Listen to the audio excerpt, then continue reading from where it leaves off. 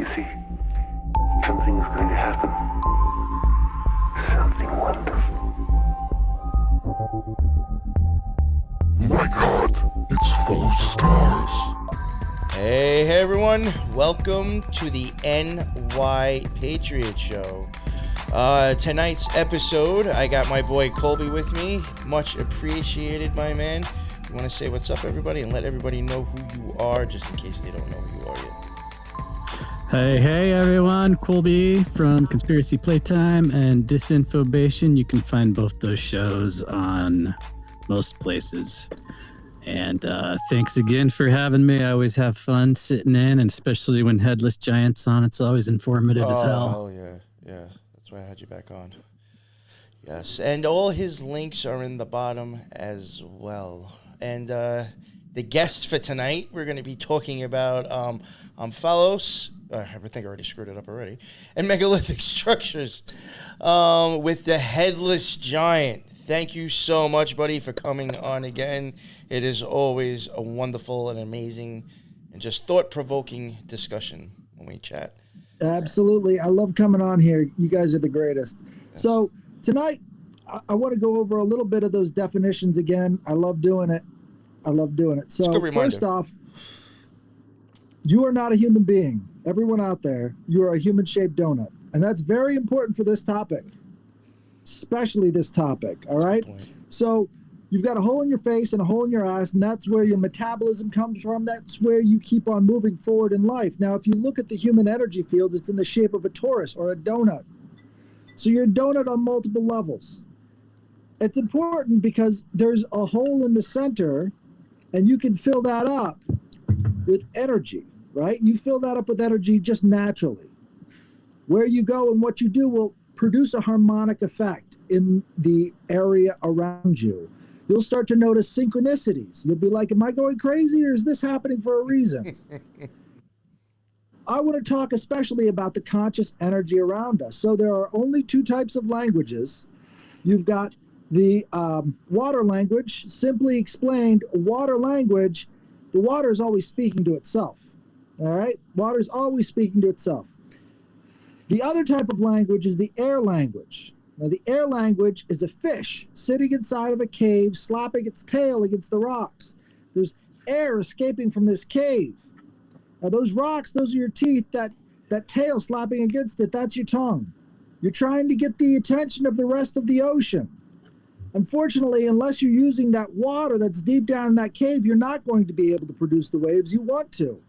You've got to connect with water. We're all made out of water. Everything is water. Even a sky filled with smoke like I've had here for the past week and a half, still water out there. You may not think so because you'll be hacking up a lung, but there's water out there.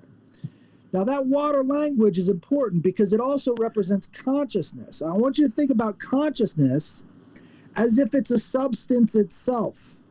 All right?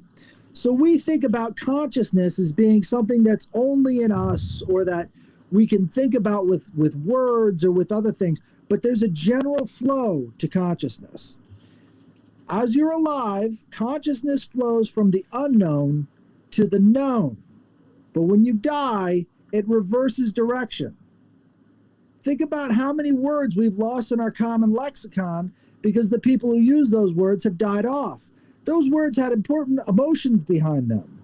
Those words could convey important feelings. But since we've lost the cultural context and since we've lost those people, that knowledge has flowed in the opposite direction. So we know from that example that knowledge or information has a magnitude of its own, independent from anything else.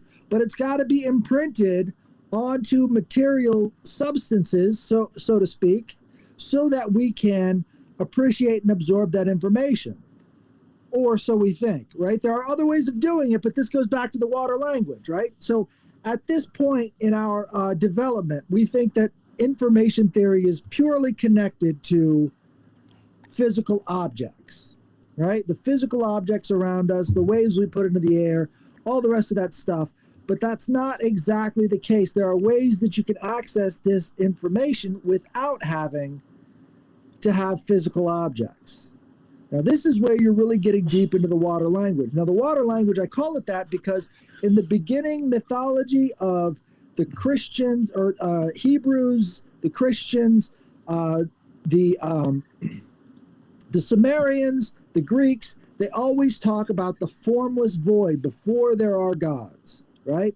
That formless void is this watery darkness. In the Enuma Elish, they call it the watery darkness. In the Bible, they call it the Spirit of God moved over the face of the waters. There were waters above and waters below. Now they copy pasted that from the Sumerian epics, right? But in that water concept, you've got also quantum fields, right? So this quantum field is moving kind of like water. It has a magnitude to it, even though it's not necessarily a physical object. They call it quanta because they say that's the lowest measurable part of anything, right? But they also admit that this quanta will pop in and out of reality without much of a rhyme or reason. And then you've also got the double slit test, where if you're observing a double slit as light is going through it, it will manifest as a particle. But if you're not observing it, it will be a wave. Wave is a magnitude, and a particle, that would be a number, right? And so in learning about mathematics, you understand that there are two forces that are generally behind all mathematics. You've got magnitude, which would be like a wave function, and then you've got particle, or which would be numbers, right? So we're used to dealing with the number line. You kind of have to go up higher into mathematics before you start talking about magnitude, but it's something easy enough to explain. It's the algorithms that exist around you, right? So when you drop a rock into a lake, you get waves coming out from it. This is how all energy moves, right? All energy can be witnessed doing those functions. Now, we're just taught to think about mathematics as just being like quantity, right? So 1 apple, 2 apple, 3 apple, 4 apple. But in that quantity, right, we can also determine that same function I just talked about from the known to the, or from the unknown to the known, right? So the 1 is in the 2, but the 2 is not in the 1. The 2 is in the 3, but the 3 cannot be in the 2.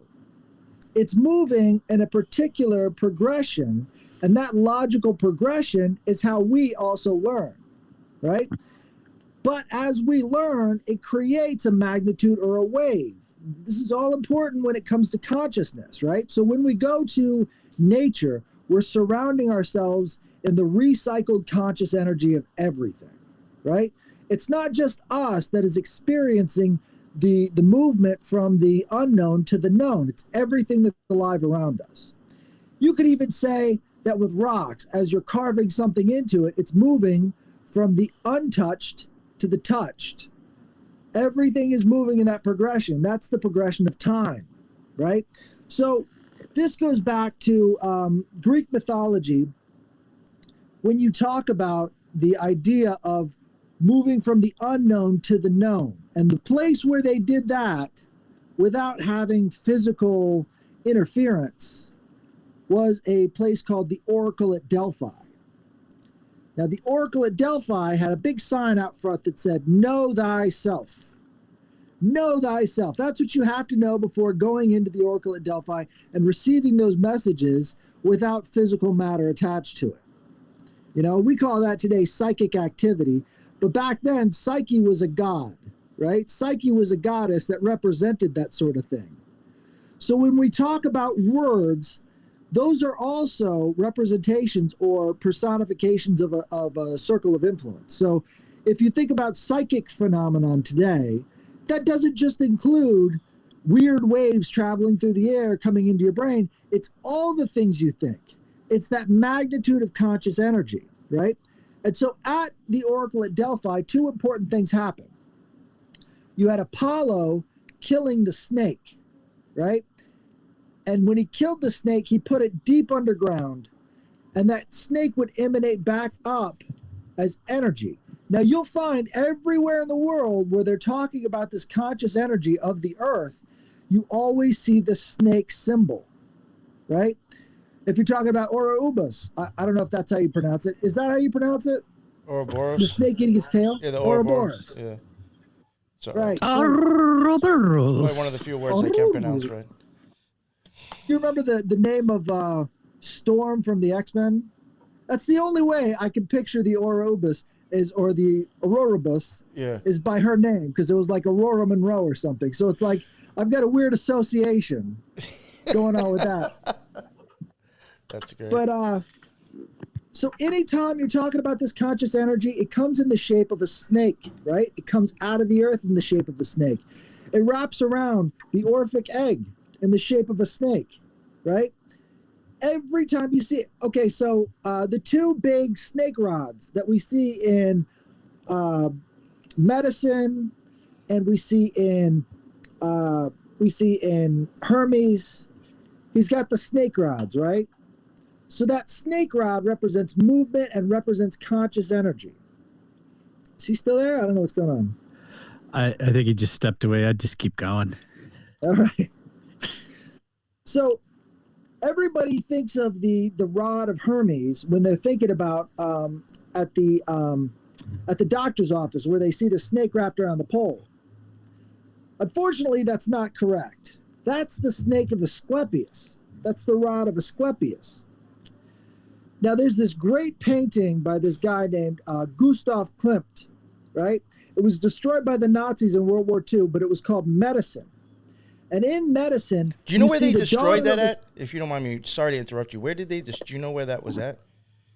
That was at a castle in Austria. They were fleeing the castle, and they decided they were going to burn the place down instead of letting the Allies, take it and grab all the stuff out of there. So they were retreating and burning as they went. Okay. So you'll find the picture, but you won't find the full color picture. They've only got a black and white of this thing, plus a close-up of Asclepius's daughter. And they call this picture Medicine, right? And in this painting, you see the daughter of Asclepius holding out the cup of Lethe. And she's got a snake sipping from the cup of Lethe. And behind her is this, what it's called the River of Souls, right? So it's all these people in various states of dress, undress, being born, dying. The River of Souls, it's all of mortality squashed together as she's offering you the cup of Lethe before you move back into the River of Souls. Now that medicine is in that snake as well. So when we're being recycled into mortality again and again and again, the Greeks thought that you would drink from this cup, which would make you forget. Hey, can I ask, that's the medicine you need? Yeah. Is that a reference from Prometheus that they're doing right there? You remember the opening scene where the guy, he's like one of the big aliens. He drinks and then he falls into the river. I know exactly what you're talking about. I know exactly what you're talking about. Could be the cup of Lethe, yeah. Yeah, I had thought that, or like even, the black goo, shit like that. Magnetism. I don't know. It could have been like black. I thought of it like maybe possibly dark matter too, in a sense. But I think that movie actually, I actually really love that movie. I know it's kind of like cheesy, but I actually think it's very deeply occulted, to tell you the truth. Oh, it's better than all the I thought it was great compared to some of the other ones they did. Well, like anything Ridley Scott didn't do in the Alien franchise was a little like different than what Alien was. Like James Cameron kind of went his way. I mean, I don't want to make this an Alien show, but yeah, Prometheus is its own beast, and Covenant kind of like wraps it up. Apparently, he's got like 4 or 5 more planned out. I like that. Sorry about that. But see, that's the thing too. Like, what they're trying to show you is these internal conflicts, right? So all of these gods, they have their own motivation, right? The people who created mankind, they have their own motivation. And you just can't get a grasp on what that thing is. Like, as soon as he wakes up, he's trying to kill everybody. They were trying to fly that thing back to Earth just to kill everybody. What the hell's going on here? They all have their own motivations that we have no idea about.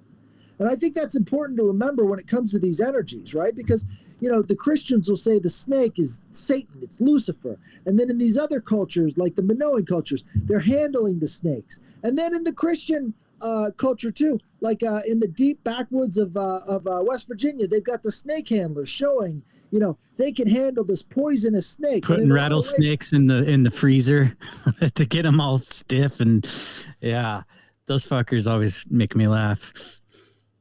But it's all this snake energy, and the two parts of the snake energy can be seen just by looking at the snake, right? Snake only has two parts in a general conception. You got the head and the body, right?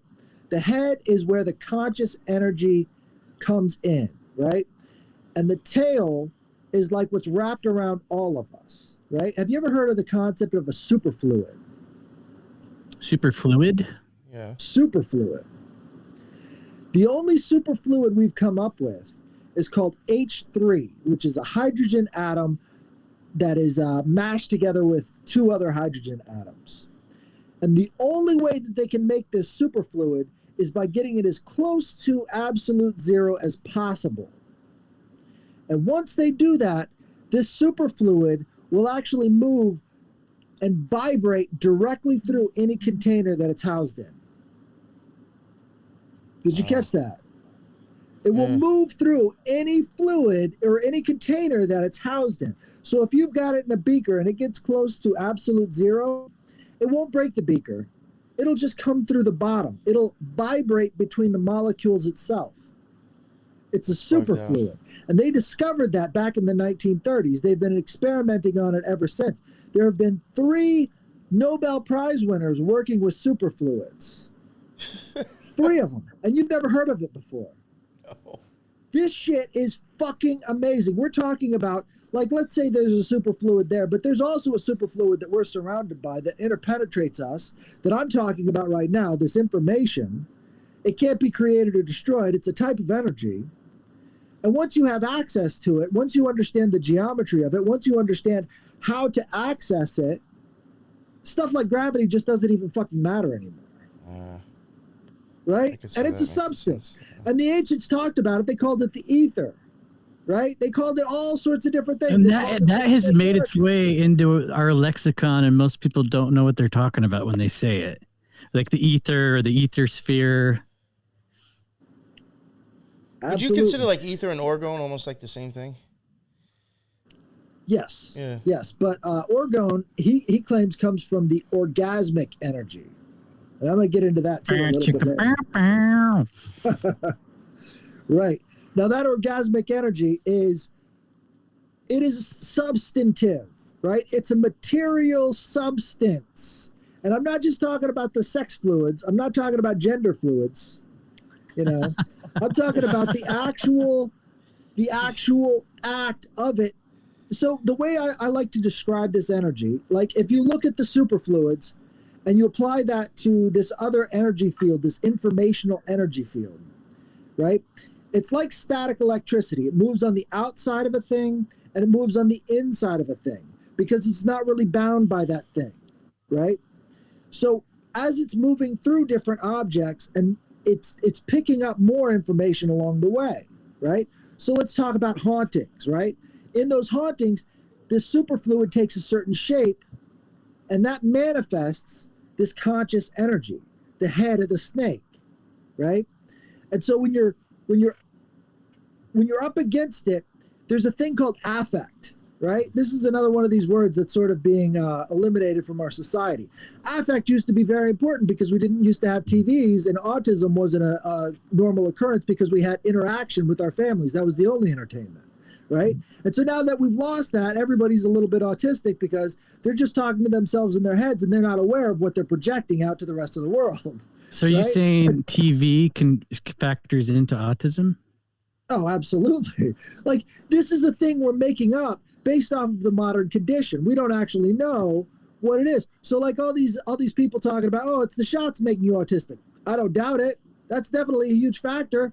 When you've got brain inflammation, it's going to cause that sort of thing. Now, brain inflammation can also be caused by stress, right? And we're in diet. a stressful environment, an anxiety-ridden environment, right? And so this kind of takes me to my next tangent, which would be piezoelectric energy, right? Now, piezoelectric energy is when a substance is being compressed, it produces an electric charge, right? The most common crystal we know of with the piezoelectric charge would be the quartz crystal. That's what's inside of watches. That's what makes a quartz watch run, right? So they're measuring that electrical spark every time it's struck. And by measuring that, they get the right time out of it. Now, you could take 2 quartz crystals in the dark, rub them together, and you'll see a bunch of sparks coming off of it. That's actually electrical energy. That's not the type of heat energy that you would get when you're using flint and steel, for example, right? You also can get piezoelectric energy from fucking bones, from human bones. All bones produce a piezoelectric charge. So as you're putting a human being under stress, that piezoelectric charge is produced, telling your bones to grow in density. This is why people who work out a lot have denser bones than other people. They're putting themselves under use stress, making themselves stronger, making themselves more built. Now, some people can't control the piezoelectric energy produced by their bones, and they end up with massive fucking bones, you know, and the bones never stop growing because they're connected to the muscles, and any sort of stress producing the piezoelectric charge in the bones creates overgrowth. Just a disorder there. That's really weird or like interesting to hear about that stuff is in bones because I did cover like weather patterns. Weather patterns, and there was one of them that I was just like, I was reading, and I think I mentioned it because I just found it weird. One of the weather balloons that they were sending up, like certain chemicals would get mixed in the atmosphere as this balloon's going up, and it was taking crushed bones and then like I think dumping sulfuric acid on top of it, and then like letting that lift up into the fucking. And I was like, yo, where the fuck did you ever have the idea that bones had the chemical compound that you needed to, like, I was just like, what? But, like, now, like, if they knew that there was some sort of electrical charge, I don't know. Who knows what the fuck they were doing with the bones up in the clouds with a weather balloon? Bones are actually a mineral structure. A mineral structure. Now, you know, the difference between a mineral and a rock is an amalgam of a whole bunch of different minerals. Bones are actually mineralistic in their origin. So we're not just rocks on the inside. We're actually these pure minerals, right? So when you're talking about Saturnian energy, it's producing an electric charge deep in your bones. That's crazy to think about. So when we see the black cube, and when we see, for example, I was talking a little bit earlier on Twitter about this Veterans Memorial that has a big pyramid-shaped object with little, what looks to be an eye right at the end of it, right? And it also has a big old star, a pentacle, specifically a pentacle on one side, and a yin-yang on the other side. Oh. Now, the pentacle's not on army patches, but I've seen that yin-yang on army patches before. That's a very specific patch, right? But none of that is contained in there. It says it was produced by 3 different towns, which means that it was produced by the lodge that covers those 3 different towns. And what they're hoping to do there is to create a piezoelectric charge, because it's not just bones that have a piezoelectric charge. It's also DNA. Your DNA strand, when it's put under stress, guess what that produces? Piezoelectric energy, right? As your DNA is under stress, trauma-based mind control has intergenerational effects. Yo, do you think that's what you're passing on? Doesn't Utah share like epigenetics? Share like a corner. Epigenetics. Doesn't like Utah share a corner with like 2 or 3 other states, and they even have something there where they all meet, like this big like fucking like Indian looking thing or some shit like that. 4 corners. 4 corners. I mean, right. You got a lot of weird shit going on over there. All of this stuff. Now, you're a receiver transmitter of electrical energy. Radio waves are coming from your body right now, right? You just got all that equipment. Do you have infrared? What do you mean? No, probably not. You don't have an infrared camera? Oh, yeah. Yeah. I know. I thought like you meant like something to block. I have an infrared. Yes, I do. Yep. That's the heat coming off of your body. Mm-hmm. Think about that. That heat is being able to be picked up at a range. That's why I bought it, because of knowing that I'd be able to see the differences in temperature change. That's exactly why I want to put, believe it or not, I want to try to put it on myself while I meditate and see if there's any changes. You're going to see the change. I bet right? I may eventually. And Yeah. I don't want to get crude, but you should do it when you masturbate too. See if you can Oh. catch that orgasmic energy we were just talking about earlier. See, maybe I can Organ make that energy. Not that you masturbate, but if you were to, try it. happen. I'll let you know when I go to do He's- it. Well, what you should do is you should try it with seminal retention exercises, right? And then try it when you masturbate. See the difference in the sexual energy. You'll see it, right? Have I talked about seminal retention before? Not when I've been here. No, I don't think so. I don't think It's so simple. Like If you you release your stand up- chi when you blow your wad kind of thing. It's different than releasing your chi, right? All you have to do is you stand up, you put your both hands over your lower dantian, which is like right below your belly button, right? And then sort of start to sway. You'll feel the sway come on you, and you smile at your prostate, right?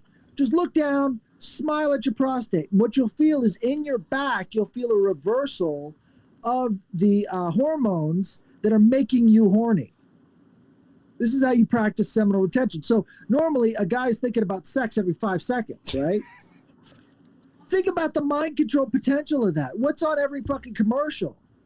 You know, this stuff goes deep into your brain. Now, we don't get taught seminal retention. The Christian church just tells us you're bad if you do that. Well, thanks a lot. What am I supposed to do about it? Oh, read the Bible. Okay. I'm going to read about the sin of Onan, and then that's going to make me want to do it more.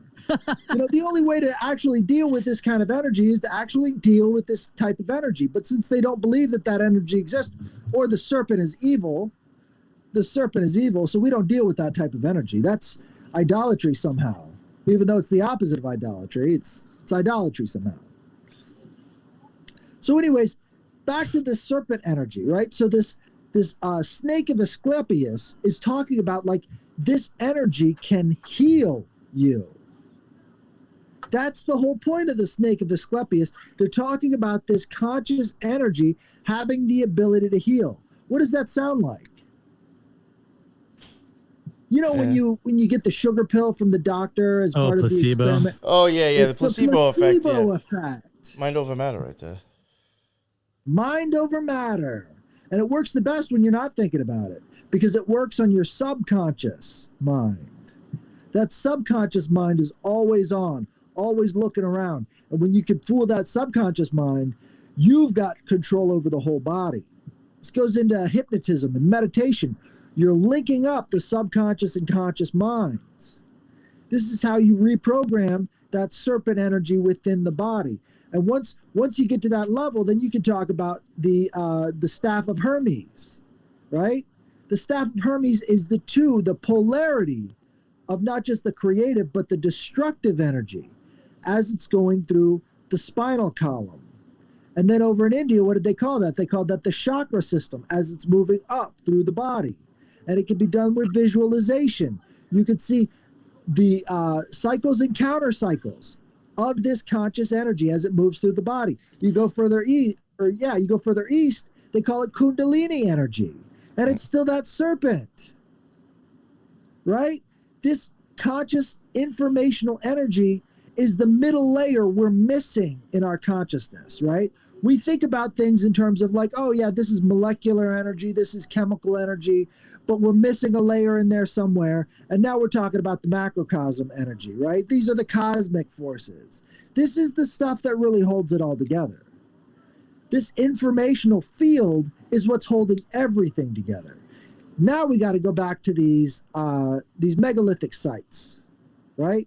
So at these megalithic sites, you have these people, they call themselves the dowsers, right? And they've got these two little sticks and they're going out there and they're measuring the energy with their body. Now, those sticks aren't connected to the conscious mind. If they're connected to the conscious mind and you have conscious control over it, you're doing it wrong. You want those sticks attached to the subconscious mind. You want those sticks attached to the deeper part of you. That's how you pick up this energy. That's how you know how it moves. Now at these sites, at these megalithic sites, they find certain energy patterns coming out of the earth, coming into the earth, moving in patterns over the land. Now that conscious energy is like a serpent going through the land, creating circles and spirals, creating figure eights, creating all sorts of different things that we see in sacred geometry. Now, what's so sacred about geometry? Think about a spiral. Right? There we go. Think about a spiral. Now, when you're flushing the toilet, you're creating that spiral. And when you're flushing the toilet on the bottom hemisphere of the planet, it goes in one direction. When you flush it on the top hemisphere, it's going in a different direction. That should tell you that there are very subtle changes in this energy all around you, maybe without even you knowing it, right? So there's this guy named Victor Schauberger. Oh, yes, I know this guy. The water wizard. I learned about him when I lived in Eugene, Oregon, like a decade and a half ago. And like, it's basically free energy, right? The way he talks about there's two different types of energy. He calls one the male force, which would be the explosive force, moving outward. And then you've got the female force, which would be the implosive. Now, the implosive energy would be like that spiral when you flush the toilet, right? So what that is, that's a self-contained energy system moving in a magnitude through a system, right? So as it's moving through that system, it's producing energy, but it's doing so at a cooling rate, not a heating rate, right? He's got a great diagram where he just breaks down all of the difference between the explosive force and implosive force. Inside of the car engine, are we using implosive force or explosive force? Explosive, that's why it's heating up. But if we could create an implosive engine that creates that flow without having that resistance, we're talking about getting a maximum amount of energy out of that system. Now, as long as we're focused on solely explosive energy, we're just going to be using up a bunch of resources instead of preserving those resources. Now, we can find this reflected in all of these sacred sites. Now, in some sacred sites, you'll go in there with a compass, and that compass is going to go nuts because there's magnetic aberrations at these sacred sites. The ancients who built that could sense it without having a compass, which should tell you that they were sensing not only that compass switch, they were sensing a whole lot more, right? And they talk about how they were able to produce a telepathic effect. So as one tribe would be at one site, another tribe would be at another site, they could share dreams over vast amounts of distance, right? This is the technology we're missing. This is the technology angle. This is the middle layer angle that makes the ancient form of technology different from what we have today. Now, how do we get back on that path? How do we do it? We have to crash the grid first and foremost. That sounds like explosive energy to me. Sorry. Right? We have to figure out a way of creating that implosive force, and I think I found it.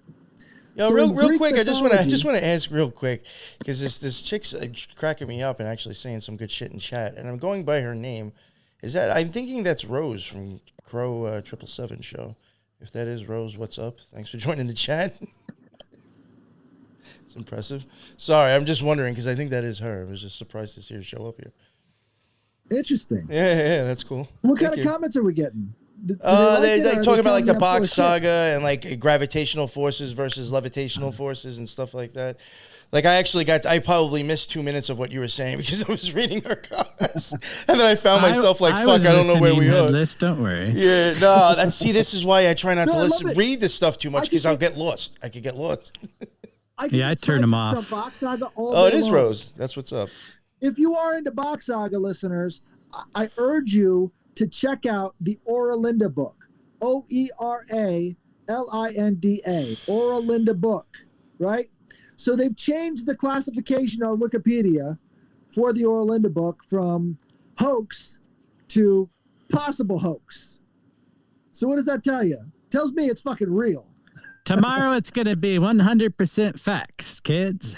Right. So the Oralinda book is the story of the ancient Frisians as they traveled the entire world. Now, if you look back into history, the people who built all these sites, they were the Proto-Indo-Europeans, right?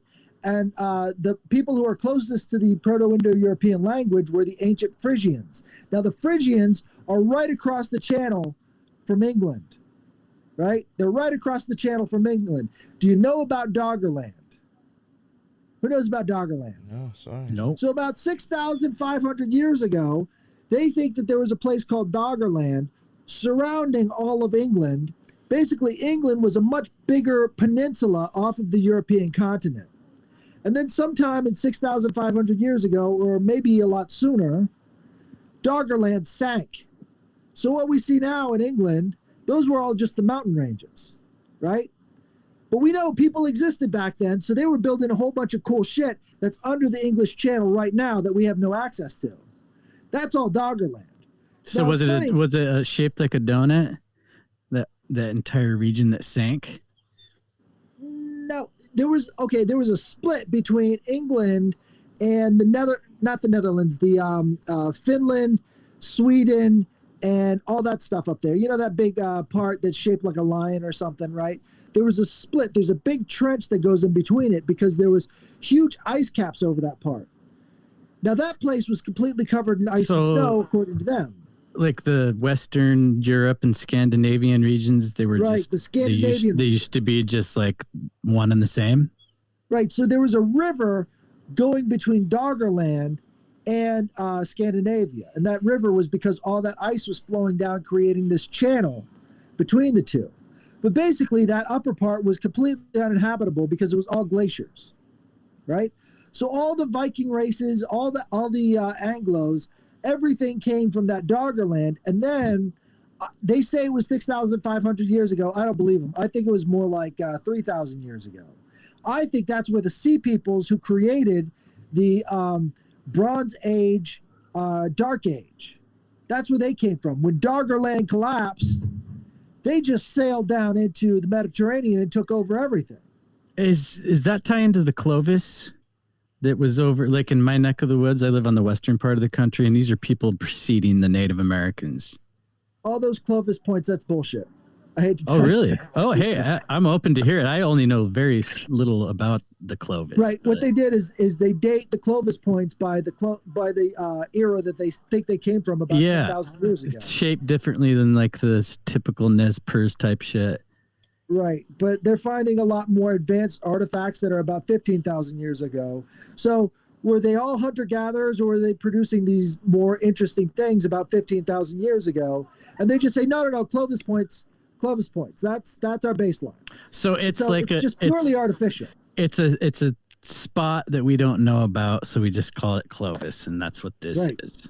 Right. And they're like, no, this is what produced the mass die-off of all this megafauna, is they had these sharp rocks. And so they were able to kill all the megafauna in North America with these sharp rocks. So what do you think about like Randall Carlson and his whole thing? There you go. Yeah. He says it had to be the comet striking North America. And they say, well, actually, it's racist to believe that it was comets that struck North America. What actually happened is the brown people in North America killed off all the megafauna with sharp rocks because they were savages. That's not racist. But it's racist to believe that a comet hit North America. Go figure that one. Again, this goes back into this just laziness. I want to say that the speed of science is the rate at which tenured professors die. That's the speed of science, because they spend their whole life trying to prove this thing. And when new information comes out, they're like, that's bullshit. I worked my whole life for this. If they admit that they were wrong, what do they have then? It's like the folly of man right there. That whole attitude is like not being able to admit that everything you've ever believed was fucking horse shit. So Absolutely. So there's a lot more about the ancient world that we don't know. We could know, but every time the Smithsonian shows up, they dig up the mound, pull out the bodies, recover it, and say nothing was in there. They did that to 10,000 mounds in Michigan. 10,000 mounds. They dug them up, took out all the shit, put them inside of a university back room, and never touched them again. They're still sitting there. People have been trying to FOIA that information for decades upon decades upon decades. Still sitting there. I guarantee you there's a bunch of European relics in there. I guarantee it, because I don't think there was ever really a time when the elites in Europe didn't have access to North America. You know, you look at the Bronze Age. They don't have the bronze, or they don't have the copper in Europe for the Bronze Age. It had to come from North America. And then we find these massive, they were talking about this in the 1970s. And those tenured professors still haven't died out yet, right? They have these massive fucking quarries up in Michigan where they were taking out all this copper. Well, where did that come from? And now, just recently, I saw a program where this guy dug up a bunch of Roman artifacts in Arizona, in fucking Arizona. What were the Romans doing in Arizona? Yeah, So isn't there they're like about- Egyptian shit in the Grand Canyon? That's something I I've keep heard, hearing people yeah, I've talk seen- about. Egyptian shit in the Grand Canyon. Now, either they had teleporter technology or they knew what they were doing this whole fucking time. And I'm open to both, quite frankly. Because once you know about this fucking They could be the same answer, really. right. Once you know about this energy that's missing from our lives, the shit that's been suppressed all these years, they tell you keep away from the devil's circle. Keep away from that's the devil's circle over there. Don't go to the devil's lake. Don't go to the devil's rock over there. Don't go to the devil's tree. That's all serpent energy. That's all energy coming from the earth, right? And unless we're willing to get there and start to say to ourselves, we need to figure this shit out, right? Then we're not really going to understand anything, because this planet is far more strange, beautiful, and amazing than anything we've ever known before. This is how the ancients had the technology that they did. They followed the path of nature. This is what the alchemists tell us to do. They tell you to follow the path of nature. You know, the alchemical elements? That's literally the conscious energy, right? The way that they describe it can be applied to so many other different things. Feng Shui, they literally describe the conscious energy flowing over top and in between and through these objects. They're talking about a superfluid. And now Right? it's just how fucking hipsters organize their furniture. Right. So not only was Donald Trump into the Kabbalah, but he also had his own personal feng shui master work on all of his fucking buildings too. You're telling me a guy like that who understands this stuff just at a cursory glance doesn't understand that everybody around him was working against him? I think there's more intelligence there. It's just like Kamala Harris playing dumb with every fucking thing. You know what I want to... It's funny how you're saying that. And, like, honestly, I mean, people probably going to disagree with me and think, like, I'm being some fucking, I don't know, fucking fed or some shit. But, in all honesty, the fucking feds can practically read what we're fucking thinking. I mean, that's how fucking advanced they are. Do you think when they go out in fucking public, they don't know how to dress? I could go get 5 of my friends, get them fucking stupid fucking cheap-ass khakis from fucking Old Navy, throw masks on them, push them around, fucking film it, and I'm a viral fucking national hero. Like, come on, the feds are not that fucking dumb. They're not going to get caught because of their fucking clothes No, when they can but they're practically smart read your enough fucking to make brains. us think they're that dumb. Yeah, so I mean, I really don't think that. I honestly think that shit's just made up shit just to get fucking Yeah, it's another famous. layer of a psyop, Yeah. like Patriot Front and all that stuff. Like, yeah, it may be feds, but it's feds pretending to be feds. I'm that not aren't even saying, feds. it could even just be dudes who real just want to get question we should fucking ask clicks and is- troll people. I mean, I've thought about faking stupid shit just to troll idiots. To be totally honest with you. What is it doing to the It's so fucking subconscious easy. mind? What is it doing to the subconscious mind? It's know what? It's still, it's making them think, oh, we got this. No, you don't fucking got shit. You got a savior still. That's all you got. Let's try an experiment. We can't talk about satanic symbolism without talking about bafflement. What did I say? You can't talk about satanic symbolism without talking about bafflement. Yeah. What, you think I said bafflement too? Yeah, what'd you say? I didn't. I said bafflement. Bafflement. Like Oh, you're being bafflement. baffled. Oh, got ya. You see how similar those two words are? Well, they're Do you like understand that symbol better now? the soft little twist with the L. Yeah. Did you ever see those things people post stuff on like Instagram or Twitter, and it's like if you read it real quick, you'll fucking read it wrong? I mean, that I does just get wanted me to be right, sometimes. God damn it. I mean, I'll admit it. What do you think a goat-headed deity with tits is? That's fucking bafflement. Elon Musk. You see what I'm saying, right? Mm-hmm. It's a spell. The words they use itself is a spell. It's a spell. Right? And so we're surrounded by these spells, making subconscious connections in our mind. That's what's making up the matrix of reality. So here's my proposition. In ancient Greece, they had this temple, this oracle at Delphi, inside of a cave on top of this vent, collecting this snake energy from inside the earth. Even the priestess, what was she called? She was called the Pythia, which means the python, the snake. She was collecting that snake energy. And what was she collecting it from? It was the Omphalos. The Omphalos. What is the Omphalos? The Omphalos means the navel of the world. The navel of the world. And it was just a big rock. A big conical shaped rock. What do you see all those Sumerian gods carrying? What do they got in their hands? Ooh, I got the cone. I got the cone. Oh, yeah, that too, yeah. Well, a conical shaped rock is always associated with something that you know and love. It's the beehive. It's the beehive. Now, this rock, this Omphalos, right? It's the center of the world. And the way they knew it was the center of the world, Zeus took 2 of his eagles and he said, I'm going to let these 2 eagles go. And where they come together, that's going to be the center of the planet. And what do you know? It happened to be right there at the Oracle at Delphi. I mean, I even covered to even add more technical occultism to it. I mean, the cornea, or fucking cornea, is hexagram. I mean, it's a fucking beehive inside our eyeball. You're getting it, right? So we get all of our words from the Omphalos, because another word for Omphalos is the Betelgeuse stone. A Betelgeuse stone is a religious stone associated with stories in your mythology. How is that spelled, Betelgeuse? Betyllus. Betelgeuse stone. You're going to love that. You've heard the term Bethel before? Yes. It's a Hebrew term. It means the place on the rock. Bethlehem. They're telling you it's a Betelgeuse. Bethel, Bethlehem. They're telling you this is the rock on which we will plant this religion. This is going to be the navel of the world. It's going to connect the sky with the earth. It's going to connect the past with the present and the future. That's the significance of the navel of the world. Did you know all of your blood vessels were once connected to your belly button? Is this like in the womb?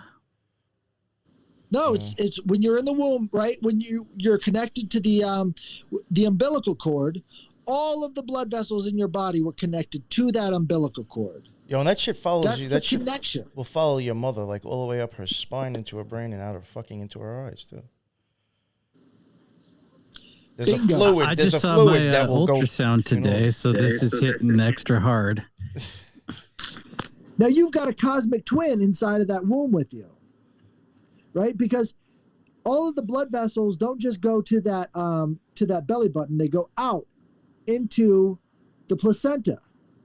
That placenta is fed by the womb wall, right? It attaches to the womb wall, and there's a separation there, right? It's like a little bit of glue that's holding it together. That's how it's absorbing the nutrients. So it's all spread out. It's absorbing all those nutrients, and then it sort of brings all of that through the umbilical cord directly into your bloodstream.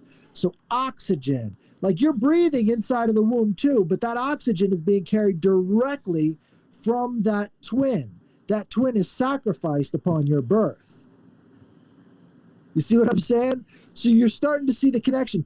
The Egyptians would have a place of kings where you would bury that placenta, right? Because that placenta was your cosmic twin. That placenta was your connection to heaven. And unless you buried that placenta there, you're seeing it's back to that Omphalos idea again, connecting the earth to the heavens, the physical world to the eternal. It's almost like that soul is coming through that placenta. Hey, let me ask you something about that. What do you think of like these earthy, spiritual hippie chicks who eat their placenta? It's full of nutrients. You know, we're the only mammal who does it. We're the only mammal who doesn't. A cow will do it if they think there's coyotes around, and it's like a predatory thing. They're not, yeah. But how long do you know how long that's been going on? Is this trendy now, or this was like thousands of years ago? They're eating placenta. I think probably before there was religion, they were doing it. But after religion, they're like, no, this is sacred. We need to do something special with this. And then all these other religions are like, no, that's disgusting. We're not going to touch that thing anymore.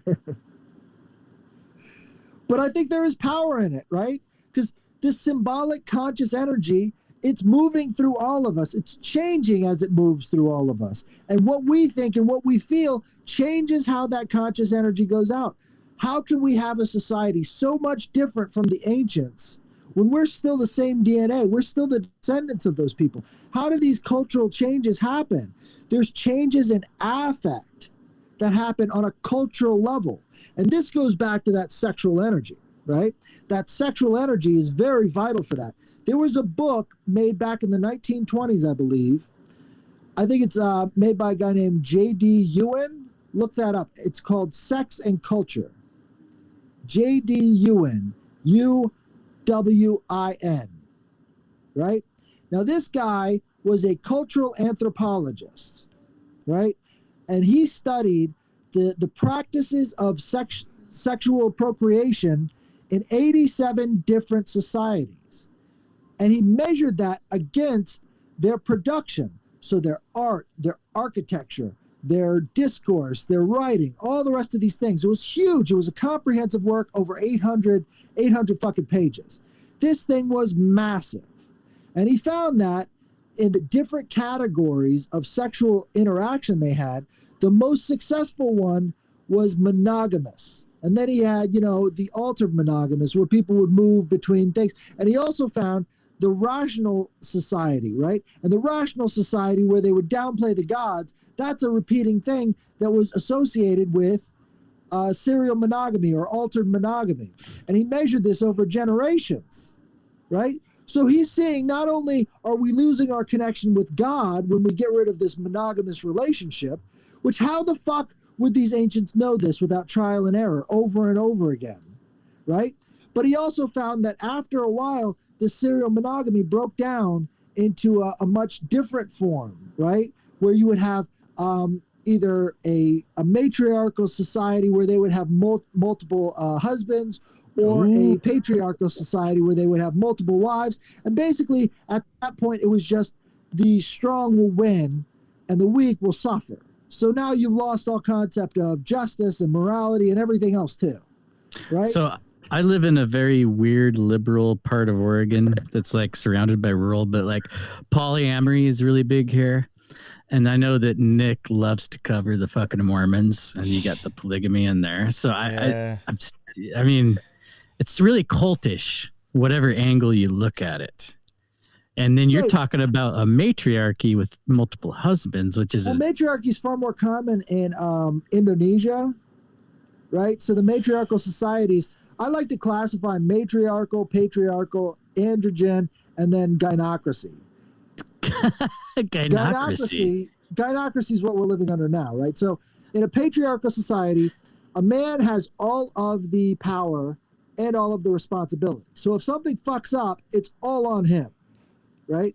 In a matriarchal society, the woman has all of the power and all the responsibility. So in a matriarchal or matrilineal society, all of the property is transferred from the grandmother to the daughter to the granddaughter, right? And so you've got to wait your turn. You're going to be the matriarch one day. And they transfer all the property that way. Now, in a patriarchal society, it goes to the firstborn son. Look at the shirt that Nick's wearing right now. Yellowstone Dutton Ranch. You see the pattern, right? This is sexual energy. What they're talking about is sexual energy. And when you fuck with that sexual energy, there will be consequences. And this guy did enough study in this anthropological work to prove it, right? He's like, look, these are the patterns. Guess what Alfred Kinsey came about? I mean, that guy's fucking...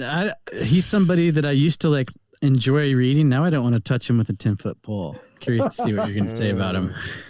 Okay, Aldous Huxley said Sex and Culture was the most important book he's ever read. Right? There's J.D. You've never heard of J.D. Ewan before, but you've heard of Kinsey. Is Yeah. it because Kinsey's ideas were so much better or so much better thought out? Well, Absolutely I don't know. fucking not. He was into like normalizing pedophilia, which to me, when you like look at the liberals, they made a movie that had, I think it was Liam Neeson played him, like in the late 90s, early 2000s, and they like lauded him. He was a hero. Love And then it. you find out this other stuff where he How was did he like a die? bisexual pedophile.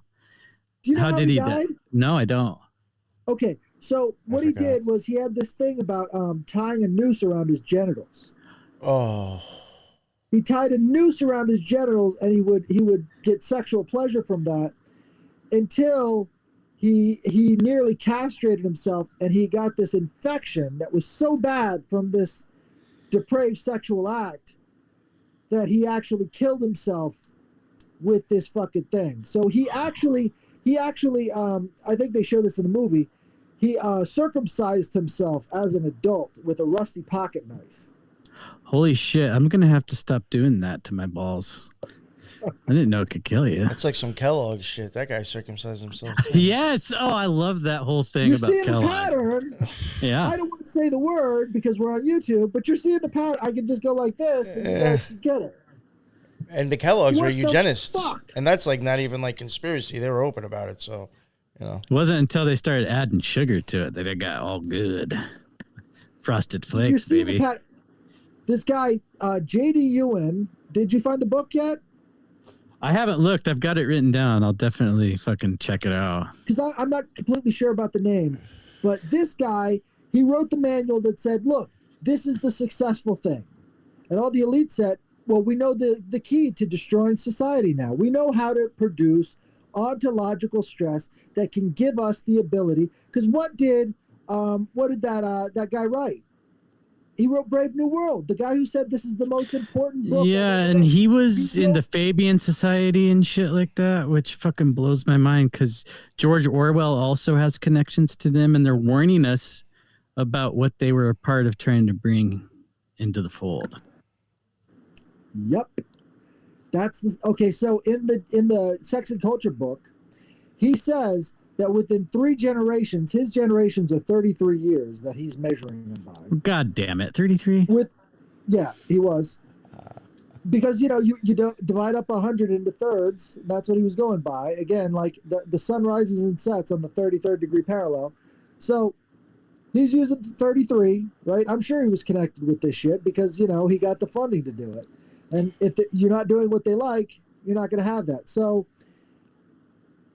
what's going to happen here is they're going to take the keys of what you're supposed to do, flip it on its head, fund Alfred Kinsey to completely destroy society using this sexual energy. The free love era of the 1960s, let's see, 333s would bring us to about today. And that's all It's gonna Tavistock, completely too. Destroy art. It's going to completely destroy architecture. It's going to completely destroy our institutions, our focus. It's going to destroy all of that. Okay, so I've He got nailed it. JD UNWIN, like That's the Unwin, guy. Sex and Culture. Okay, I've Sex got and that. Culture. That's the guy. Nin- When nin- was it published? 1934. So he missed it by a 1934. year. That's some old shit. Yeah, And you've never heard of him. You've heard I have everything never about heard of Kinsey. him. Yeah. You've heard everything about Kinsey, all the good stuff at least. All the good stuff. I mean, he had pedophiles fucking kids and then making records of it, encouraging them to do so. This guy was fucking disgusting. You know what he was before he became this high sexologist? He was a Trying to scout remember the- leader. Oh, He was a of course. scout leader. This is Canteen what you boy. should think about when Snuggle a you think little of the Boy closer. Scouts. Oh, I know. And like, I was a part of the Boy Scouts and I blacked it all out. I don't even want to know what happened in those. Order of the Arrow, huh? It's sick. Look, MK Ultra is not new. It is the norm. It is the norm. People need to understand that. It is the fucking norm. Once you get this generational trauma in your life, it's like a ticking time bomb. Well, I think That's what he was talking about. Yeah, it just perpetuates and perpetuates and perpetuates. It's never going to stop. Once you hit that first fucking domino. Yes. We got to make our own Omphalos, because the Omphalos not only is your connection between the sky and the earth, it also is a beehive. This is where you find your words. This is the words they want you to use, right? When they're showing you the central idea of your society, an Omphalos would be a flag, right? Where do they plant the flag? They plant it in the rock, right? So what they did is they took religion, all the mind control of religion, and they transferred it over to the state. There is no way to separate the state and religion. It is not possible. The two work on the exact same principles, the exact same frequencies. It's the same conscious energy. There is no difference between the church and the state. You cannot separate the two. We're just starting. Hey, but the Constitution, goddammit, has to be separate. It's a fig leaf. It's a fig leaf. It is naked aggression under there. Now, look at all these rulings now. In the middle of summertime, they decide that they're going to make a bunch of controversial rulings because they want you to riot. They want you to riot. All three, all at the same time. All of these cultural institutions, all of these Omphalos. The only thing these liberals can do is say, go fucking riot. Look at what they're doing in France right now. You remember the COVID riots? They were happening all over the world. The yellow vest. Doing it again. Yo, you know what's funny? Bringing it back. Time for a new pandemic, everyone, or climate lockdowns if Robert fucking Kennedy Jr. gets in there. Anything they want to. Any fucking thing they want to. You know Ticking what time bomb. I've noticed happen, and I was like, it's funny. Like, to me, it's like, plus we're getting kind of close to eventually elections. People are already starting to talk about running this and that. Now, ever since those Canadian fires started, ever since then, now the fucking news in New York has this air quality fucking number. And they're Welcome literally to my world on the West Coast, buddy. We've had that for fucking 15 years. Fucking telling us tomorrow that if we go out, it is fucking hazardous to our health. I used to live in Beijing, Oregon every fucking August, and now I'm watching you guys do it, and it's fucking beautiful out here. You're welcome. I don't know what happened, but I gave it to you. You remember the terrorism index? Yeah, it's like code orange today. But yeah, it's exactly the fucking same. Yeah, but that's the subconscious signal that allows you to talk about it. This is the Omphalos they need. And last time, that constant measurement. Last time we had riots, didn't we also have forest fires going on in California? Same fucking yeah. Yes, and now I even saw Conspiracy Kyle saying stuff, and I even saw a couple of fucking retarded accounts on Instagram I must follow. Fucking QAnon's all of a sudden like popping its fucking head back out again, and it's like. It's like, time for like the fucking kick in the psyops. At this point, if you're still on cue, I'll forgive you for the first time. But not. It's like being a battered wife at this point. It's different this time. I swear he's being nice. This is the same shit as 4 years ago, and like we're doing the same shit again. Like, are we just trying to be blatant? And it's like if you don't see it, if you don't see it, you deserve to get mind fucked. The fucking average Joe out there, they don't fucking see how blatant it is. It's frustrating because maybe we never did see this. I think I kind of woke up fairly early, but some people never do. Yeah. I mean, that's even stuff all like our when conscious energy is being drained out. Yeah. It's being drained out little by little, and they can hit us on a subconscious level. Because once that subconscious conscious energy is drained out of you, what do you become? You become petrified. You become that gray NPC meme. I know what you're talking about, yeah. There's this big thing about people with no... What's that? What is he if he's not a rock? You can even see it in some of these memes. Like, he'll be touched by another NPC, and then it'll be like this turning to stone, like he's looking at a gorgon or something. Yo, I don't know if this is like the same video, but like I think we might have included it in our Order of Quetzalcoatl series. When we were talking about the QAnon psyop, there was like a couple of different areas that we thought, besides Quetzalcoatl, the Masons being involved, we did like suspect Lull Sect and Clown Sect. No, Clown Sect, not Lull Sect. Clown Sect and there was somebody else. I can't remember the names. And like, it was like maybe a year before like all this craziness started popping off a few years ago. they made a video of this dude that you're talking about, this guy, and like it literally was like showing you and forecasting like what was about to come. And I was like, yo, I swear to God, these motherfuckers were like behind part of the meme social media psyop. Absolutely. I don't see that QAnon psyop picking up. I see a bunch of people trying. They're trying real hard. They keep saying the military, any day now, they're going to make the move. The military is coming to save you. And again, it's like, that's the stand down order. That's Operation, what was it? Operation Hope. You ever talked about Operation Hope? Oh, wait, was that the Trust the Plan or something like that? Wasn't that called Trust the Plan too, or something like that? It was under the Bolsheviks? the Soviets. The Soviets told all of the upperclassmen in that society, don't worry, the Tsar is going to come back with all of his royal buddies. They're all coming for us. They're going to help us. It was started by the Bolsheviks. Yeah, and nobody ever came. Nobody ever came. That's exactly what QAnon is. Yep. And it works. That hope is at the It was like bottom Operation of Trust or Pandora's something box. like that. Operation Trust. Operation Trust. There you go. Yeah, some shit like that. I keep getting it confused with Pandora's box because at the bottom of Pandora's box is hope. That's one of the evils released on the rest of the world. Is that hope? It keeps you from acting. It keeps you from having that connection from the earth to the sky. And I'm telling you, it's a beehive. That's what the shape of the Omphalos is, because that is the hive mind. That's the center of the culture. Everything else rotates around it. Everything else goes back into it. It's that snake eating its own tail. It's what you see with your eyes. This is the place where you're supposed to go as a religious experience. This is supposed to be your core. This is supposed to be at the center of your donut. But who controls the Omphalos? That's always the question.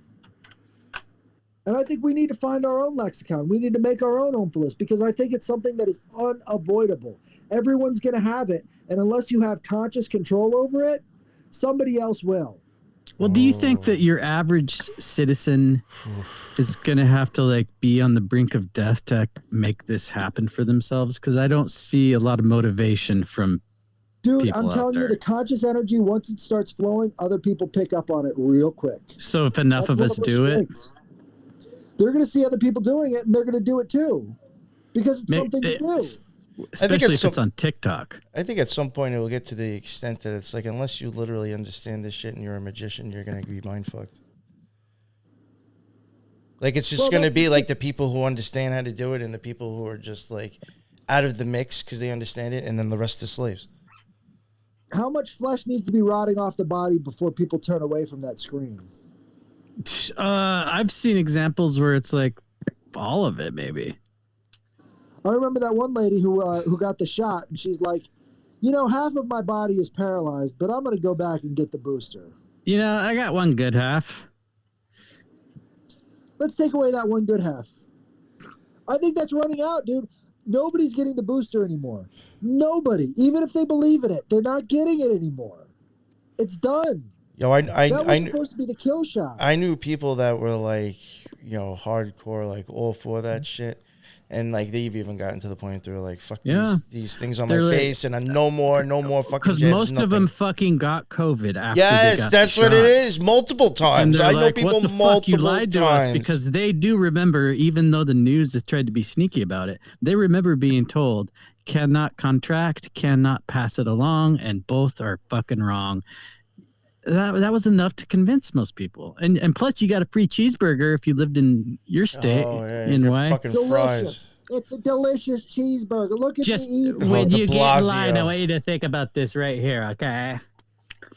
Fucking goddamn. God. Between him and Cuomo, man, it was like, oh God, for hours they'd be on in the morning, every morning. It was horrible. I was Fucking like, yo, if you YouTube watch is this gonna- shit, you were it's done. literally being MK Ultra. If you watch this shit every day and you fucking believe this shit, you are fucking being programmed, literally. I was like, that is so serious shit. And it was pathetic. It was like the most pathetic TV I've ever seen in my life. Here's another law. We talked about how knowledge moves from the unknown to the known. Well, here's another law. The more over the top the propaganda, the more cynical the society becomes. And then you need even more over the top propaganda. even more over the You top. can see that happening now. At some point, it breaks. And I think at that breaking point, that's when you've got the ontological shock. Now, the ontological shock is like the red pill. I mean, that's literally what it is. It's everything that you know becoming undone in front of your eyes. So you think that point is close? I think so, yeah. I do. I think so. I think that's why they we've keep seen all talking- this. Sorry, go ahead. If you watch the X-Files, right, they keep talking about the ontological shock of finding out that there are other beings in the universe coming to Earth. And this recent whistleblower, the guy who said that I've seen, or I found out that they've got secret craft, and it's going to cause a lot of ontological shock. That was his quote. He's like, they've all watched the X-Files by now. God damn it. They'll know what I'm talking about. It's the ultimate Hegelianism. They want the ontological shock because they think they can remake the society. But how many of us have our own Omphalos? Get our own words from in here. How many of us? Probably enough. I see psyops falling apart within hours now instead of days. Right? I mean, they're even looking at this submarine like it's a psyop. Why? I was wondering, Because okay. it probably is. God damn it. If we didn't touch on it by the time we got to the end of this, I was just going to ask your thoughts on it because it's a water ritual. I'm on the platform of two guys that always talk about that. So, and James I was thinking it Cameron, was a the number sun ritual. 33. Say it again. Oh, what? A sun ritual. Because when did Sun they do ritual. it? The summer solstice. Oh God, it was. Right where the sun goes down for the Mediterranean, right? So if you're in the Mediterranean looking that way, you're going to see it fall in the Atlantic Ocean.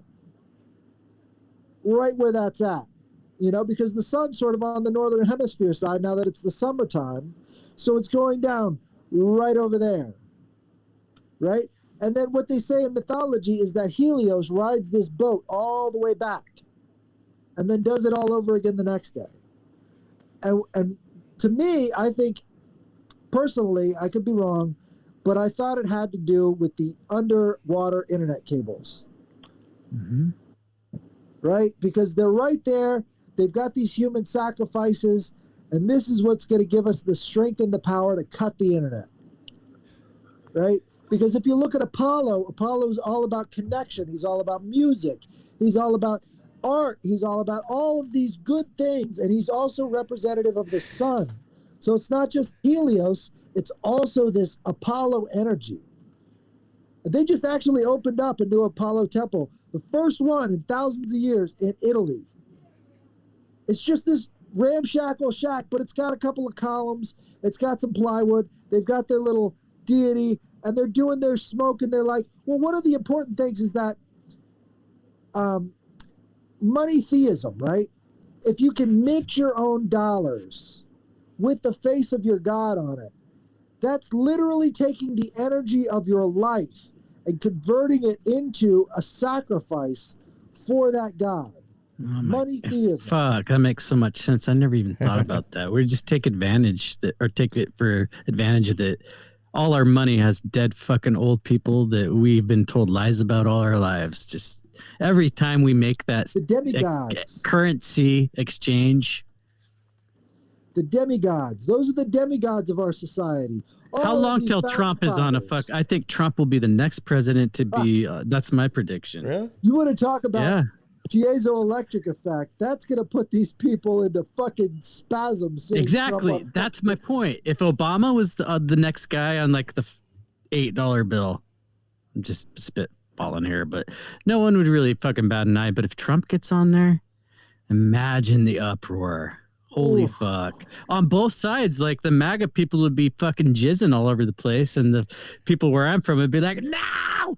Ah! Just like when he got elected.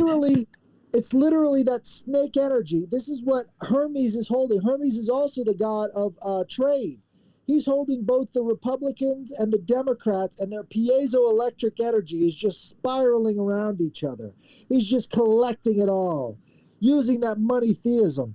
Now, I wish I could show you, but I've got a picture of all of the gods on all the different money that existed back before Christianity. Back before Christianity, they had Every god has his own coin, and every coin goes to their own temple. And all these different decentralized currencies are being used in all these different ways. And then Jesus turns over the money changers. He wasn't pissed off that they were bankers. He was pissed off that they were Forex traders. And what did he say? Give to Caesar what is Caesar's. And who was on the money after Christianity? Oh, you better believe it was the Roman Caesars. Who's on our money today? So can I ask why you can't show us that picture of all the gods on the money? I could. I'll put it in the chat. Oh, sweet. Because I'm curious. I'm very man. that's intriguing as hell. You can't put damn it. I can't put photos in the chat. No worry, maybe later. But yeah, man, I'll put it out on Twitter if you guys want to see it. There you go. Yeah, I want to see it. And they've even got some with pyramids on it and the Omphalos on it and all the rest of this stuff. All the stuff I'm talking about. This is how they spread their culture. This is how they spread their money. This is how they spread it all around to all these different points of the world. Now, don't get me wrong, the theogony, the list of the gods as they descended from Uranus and Gaia, or Oceanus and his consort, because there's a little bit of a distinction in there, you know. So Hera, consort of Zeus, she believes that the first gods was Oceanus and his consort, the god and goddess of water, right? She puts that into the theogony. But everybody else thinks that it's Gaia and Uranus. And Gaia and Uranus come from Anu. Anu is the oldest recorded god in Samaria, god of the sky. And in Greek, they call Anu Uranus. So is that where Anunnaki came from? The term is ding, ding. The Anunnaki. They all come from Anu, the sky god. Right. So with this money theism, we're seeing a big shift right now. They want to go into a new kind of digital currency.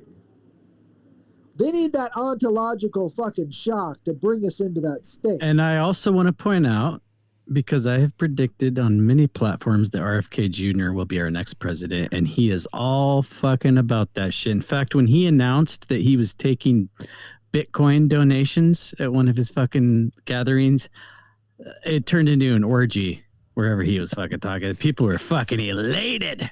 New Hampshire. Wow. They love Bitcoin in New Hampshire. See, here's the thing about Marxists and libertarians. They're both hard materialists. They're both hard materialists. That's fucking true. What's that tell you? That money theism is going to work the best on both of those groups. Yeah, because one is working for it and one is working against it, but it's both of their fucking focus. Right.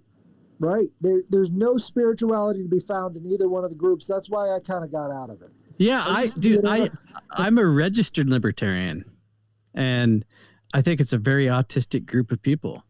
They're being led around by the nose with everything. This is one of the great things about the Christian church, and something you see in libertarianism is no matter what happens, they're always willing to fight with each other. Always willing to fight with each other. I saw this video on Twitter the other day of this girl getting baptized. All of the pastors came out of the woodwork and said, she's not really baptized. You didn't say the magic words. She's not going to get to heaven, you fuckers. You did it wrong. This is getting millions of views, and it's a symbol of your religion spread far and wide. At the very least, you could say, praise Jesus for the... Nope, she's not really baptized. You don't think that the libertarians would do the same thing? As soon as one libertarian starts to get a little bit of attention, what do? They tear his ass down. It's just another form of Christianity right there, you know? Well, I don't even know it. A libertarian to me is just an anarchist with their dick tucked between their legs. Right. Because it's like I'm almost to the point where I just want to throw government out of the picture, but I'm a minarchist or I'm a libertarian. They're energy illiterates, right? So you look at that sort of thing, and then you compare it to all of the rest of the times that there's been these split-off groups throughout history, and you're like, wait a second. Maybe it doesn't matter what his end goal is. Maybe we're working together right now at this thing, and maybe we'll see something. But it's ideology, right? It's this metaphysics of failure. right? They're missing that middle layer, that affect. If they could be around each other and experience the affect of that relationship, of the fellowship, that's something that you find in church. Not all churches, obviously, but it's something you find where the spirit is. That's not something you find where materialism is. The high priests of our society today are the corporations, right? Oh, fucking A, they are. They're the one giving us these symbols. They're doling them out like it's part look, of... it's still technically Pride Month right now for a few more hours. And goddamn if that doesn't prove what you just said, because they, all these corporations licked their finger and stuck it to the wind a few years ago. And now they're all in on this Pride shit. And actually, like fucking edgy gay people don't want any fucking thing to do with Pride Month now because they see what's happening. Right? It's too late for them. It's too late. They ushered in the beast, and now it's got to roam the streets. I can't even drink Bud Light anymore, goddammit. I hate Bud Light. Yeah, that's what I always said when this shit went down. Is like, if you liked Bud Light before this, you're pretty much a trans person yourself. I'm from Wisconsin. They will drink beer out of the streets. If you're dumping out beer, they will lay down and lap it up. We have the most alcoholics per capita of any other place in the entire world. The entire world. The most are in Wisconsin. So that's where you're at. We were wondering. Unimpressive fucking thing. Okay, so you're We're getting all that smoke now. You guys kept blowing it our way, you fuckers. Hey, man, I'm. You should see where I don't I'm even at believe right it's now. smoke, to be honest. I don't think it's fucking It's smoke. I don't fake know what and the gay. fuck it is. Yeah. Yo, I do often see I when those balloons, besides like the things that you've pointed out, stuff with Janus and just even occult symbolism stuff with those balloons before, I really did question too, like again, like not to go back to those weather balloon patents, but at that time we had all these chemical spills or like chemical burns, and then we got these balloons going by, and then we did have storms not too long after that with ridiculous rainfall. Yeah. And I'm like, if we're like just trying to manipulate shit, I could see them doing that right there. So I even like wonder with this, it's like even with this shit, like let's say, stuff is really burning. Who's to say you're not just like up on a building that they've done before in cities? This is stuff that the government's done. They've literally pumped bacteria off top of buildings and said it was fog, and that they were seeing if they could protect the city. Yeah, that shit got declassified Yes. like fucking 20 years ago. Yeah, No one even talks about it. They could be pumping it into the shit that's already coming this way regardless. So, okay, they drop aluminum and barium salts from these planes, and then it goes into the soil, and then it goes up into the trees. And what happens when you light those trees on fire? Yeah. So get this, they've done a chemical analysis of the smoke, and they found that it contains high amounts of aluminum and barium. Jeez, wow, they've got a great way to chemtrail us twice. It's the gift that keeps on giving. These metals will never get out of your body. There's no way to chelate this kind of shit. And they're just, it's like, vaccines. look, you can clean the water, you can clean your food, but guess what? We got your fucking air. We got your air, motherfucker. Yeah, it's hard to avoid that one. Yeah. You gonna live in a bubble? I don't think so. It's fucking insane. It's fucking insane. And all the fires just started all at the same time. Who are they fooling with that one? They don't even need to talk about it. No, because it's it's climate change. This is just the norm now. So anytime there's a fire, that's the cause of it. I have somebody in Who chat are you going to asking complain to? what color does ammonium nitrate burn? Orange. Bright orange. Just like your skies right now over in Wisconsin. Why don't you talk like that? Where's your Wisconsin I'm not accent? from here. Okay. I just moved here recently. Good for you. Nice, nice. Can I talk like that? No, I can't talk like that. I'm sorry. I was going to try an accent. I've dated like No. at least 12 chicks from Wisconsin, and I don't know if I'll ever get over it. It's funny. The people out here love to talk, but like they've got this fake meanness. They're fake mean. I don't get it. Like you talk to them and they like start to show you attitude, and unless you show them attitude back, they won't respect you. See, that's funny because where Nick's at, it's real mean. You get to where you're at, it's fake mean, and you get all the way to where I'm at, and it's fake nice. So Yeah, the West the energy, Coast is worse. it's the energy flow you were talking about before. Exactly. It's all regional, right? Okay, so all of this earth energy comes up out of the earth, goes into the plants, right? The animals eat the plants, and then we eat the animals. It's literally that flow from the unknown to the known. And the dowsers will tell you, look, they're aligned. Look, they've got mounds that are aligned to the stars. You've got pyramids aligned to the stars. They understand this energy better than we do. All of these gods are like Legos. You take a wing off here, you put a horn on there, you give them a trident here, you put horns on the head. All of this stuff is like Legos because it's all about the energy. It's all about the energy. And when Real quick, I want to ask you into something. this stuff, what's that? As you're talking about these things, these things that have all this energy and stuff, these mounds and stuff, have you ever noticed like running water or streams close to them as well, or like underground? Always. They've always got the power of the running stream nearby. In Wisconsin, we've got interesting mounds because they call them effigy mounds, right? So they've got these hills that you can't see it when you're looking straight on, but if you look from above, they've got buffalo, they've got turtles, they've got effigies of all of these different animals, all next to these streams, all next to the Mississippi River, right?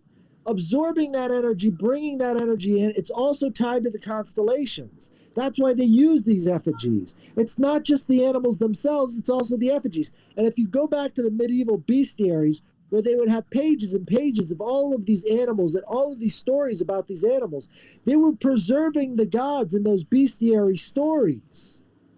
Do either of you guys listen to Modest Mouse? By chance? Yes, I do like them a lot, actually. That song, like off the first or second album, he's like, "I'll burn me an effigy and you burn me an effigy." I never knew what that meant until you just said it. I did mention them. I did mention them in my. They do pop up, and I did show some of their album work on my iSeries, actually, though. Nice. I mean, I'm still a fan of them, and I'm not knocking the guy for being an occultist. Hey, it's like me and you, how we feel about David Lynch and Isaac Brock from Modest Mouse. I think it's kind of the same. Oh, yeah. Definitely like geniuses in their own way. They've definitely experienced something that's not normal. They tapped into this shit that we know about. Yeah. So if one of you, like, I don't have a computer in front of me, if one of you could pull up and read the Emerald Tablet. Oh, you want me to get it? Yeah. Let's I raise. just have it memorized, but it's gone now. The Emerald Tablet.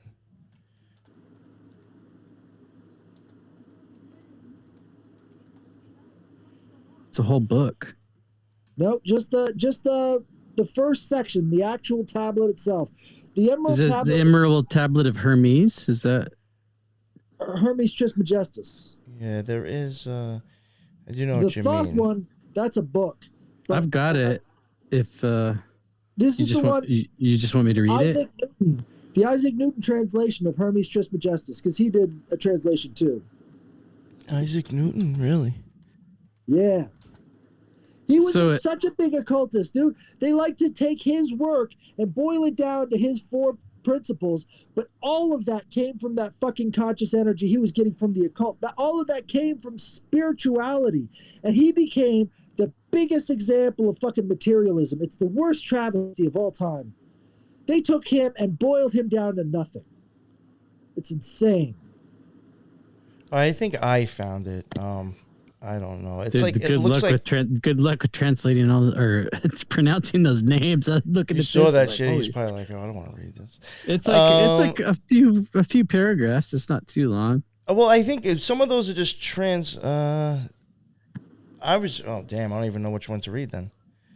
Well, Isaac Newton's got the English translation. Yeah, So- just translations from this guy. Let me see. Oh, okay, Isaac Newton.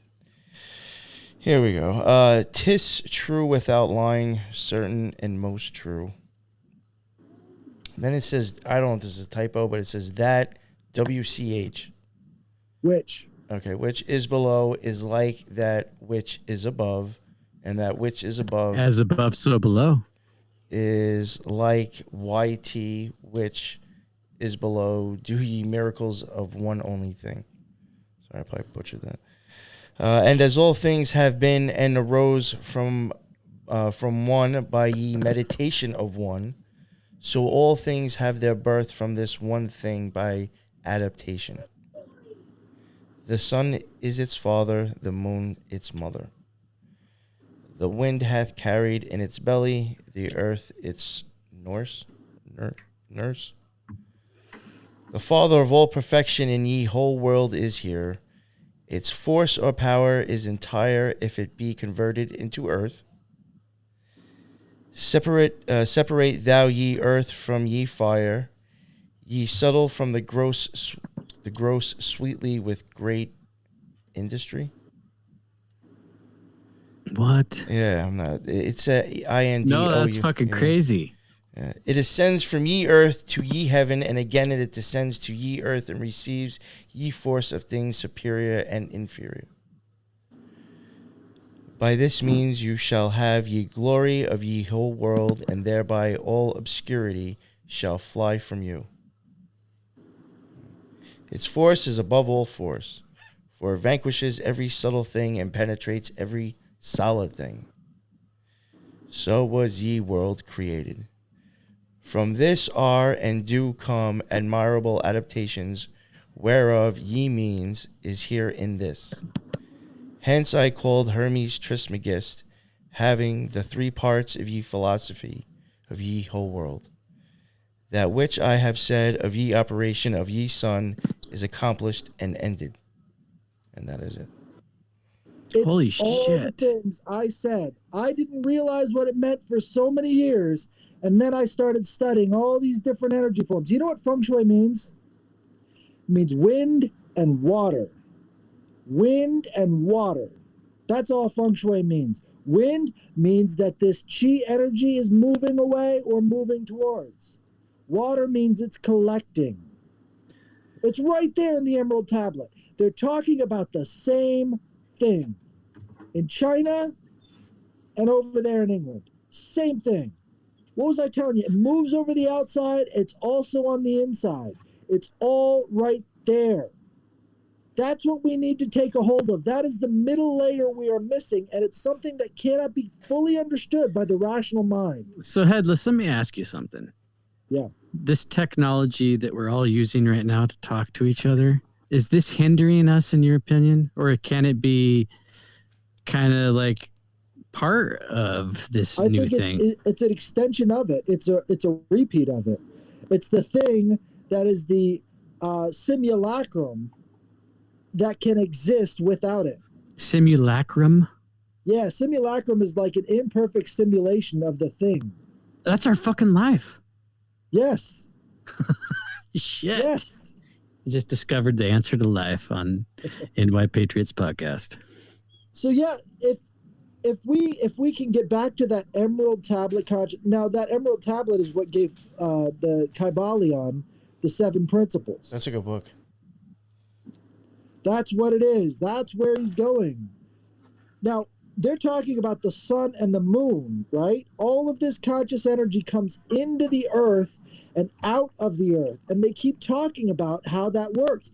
These people were dowsers. They were finding this subtle energy and working with it. All these Freemasons, George Washington and all the rest of them, they were surveyors. They were the ones who designed all of the cities around us. Why did they do that? Because they wanted to harness that energy for themselves. You look at the structures in Washington, D.C., that's no accident. They're harvesting that energy. They're using that energy to keep us under that consciousness. Can I ask you something along those lines? Are you like a World's Fairs, Orphan Trains, old world type of guy? I think there's some truth in it. I mean, what the fuck is an orphan train? Where are they getting these kids? You know, the guy who set that up was a Freemason. All of this shit is done. Look, what comes first in these small towns? The lodge. It's the lodge. It's always the lodge. They're the ones planning it out, and we just have to live in the world that they create for us. That's where the simulacrum comes from. So these fuckers, they're like a virus. They got a hold of the simulation, and now they're controlling it. Unless we do what you're saying, which I don't know. I don't know how to go about this. It's real easy. You take a bucket, you fill it with concrete, all right? You put inside that bucket all of the messages you want to exist between the earth and the sky, right? And then you go out there and you sing over it every day as it dries. That's the Omphalos. That's the same idea as what they were doing in ancient Greece. That's where you get the messages from. You've got to harmonize with those energies as they move over the land. It's a read-write program. It's not something you need to find out there. It's going to come to you. Well, that's what I think mantras are about to an extent. Bingo. I just thought about something as you were saying that. Like, you guys remember the movie What the Bleep Do We Know? What you're just saying, I think that's the people that know what's really going on. They made that movie as a psyop to make that shit look stupid. Like when you're yelling at your water glass or you're singing to it nice. Like, that movie is retarded, but they also make all these concepts that you're talking about look fucking retarded. Fourth phase of water. Check it out. They talk about the easy zones, right? When you put a hydrophilic substance like a gel. Hey, I'm a soap maker, so I know what hydrophilic means. Oh, fuck. Yes, you do. It means Soap water maker. loving. When you Fight put Club. that substance into the water, an easy zone forms at about a micrometer out from that substance. That micrometer is the orderly manifestation of those molecules. And it forms this little easy zone. On one side of the zone, you've got a positive charge. On the other side of the zone, you've got a negative charge. You can harvest the energy from that water itself. You know where it gets this energy? From the sun, from ultraviolet light. That's what charges the water and allows it to do this. You can't make those easy zones in darkness. And when you heat up the water, Victor Schauberger says it becomes lazy. He was talking about the fourth phase of water without even knowing what it was, right? So on these different temperatures and these different scales, you're getting different properties of this substance we think we know so much about, but we know nothing about, right? So when you're thinking about the waves in the water, what kind of easy zones are forming? Here's another aspect. When the easy zones are broken up by the different substances that you put into that water, or the different energies you put into that water, it knocks molecules out of this lattice. It's literally producing a memory chip inside of that water. That's exactly what they were talking about, but they didn't know what they were talking about because they didn't do the work on fourth phase of water. You hear anybody else talking about the fourth phase of water? No, but it's been scientifically proven. If they applied the fourth phase of water into medicine right now, medicine wouldn't be the third leading cause of death in America. But hey, is it really profitable that way? Right. This is what I'm saying. We've got to at least start in this process of getting back to that middle layer of energy that we've lost out on through materialism. You know, you're saying stuff about like water and energy and all that stuff, and like not to get like too far out there and to keep harping on this ice stuff, but like even like I didn't know this, and this was stuff that I had learned from, you know, Lisa, who's in the chat. She can correct me if I'm wrong, but like, you know, learning how the eyeball works, like, you know, you have fluid in your eye and like you have light going in there, and like it converts into like an electrical impulse at the optic nerve and shoots up into your brain. I mean, like, literally, like, the Grateful Dead symbol, in my opinion, is actually showing you the conversion of light into electricity in your fucking Grateful eyeball. Dead. You know, and think about this, the whole thing is that will change, you know, because of that stuff changing, your pupil will neither get bigger or smaller. What were they all about? LSD, changing the size of your pupil. Yeah. It's the fucking Grateful Dead is the CIA's shittiest band. Like, they're not, I'm sorry, people out there that like the Grateful Dead, but... Oh, I still like some of their music. It's just, it is what it is. Like, you know, same thing with Pink Floyd. They would lock people. It is what it is. They would lock people in Masonic temples and dose them all on acid just to see them freak out. These people are sadists. Have you heard stories about the Grateful Dead? They do sadistic shit to their followers. They are one of like MK Ultra's most successful projects, really. Unreal. And these people are all NPCs. And we're all on the verge of becoming NPCs. That's the real fight in life, is to actually find that meaning and not to fall into somebody else's fucking meaning. You know? That's really the battle we're up against. That's what the info war is all about. It's not about supporting Donald And they even Trump. hijacked that with fucking fake Bill Hicks.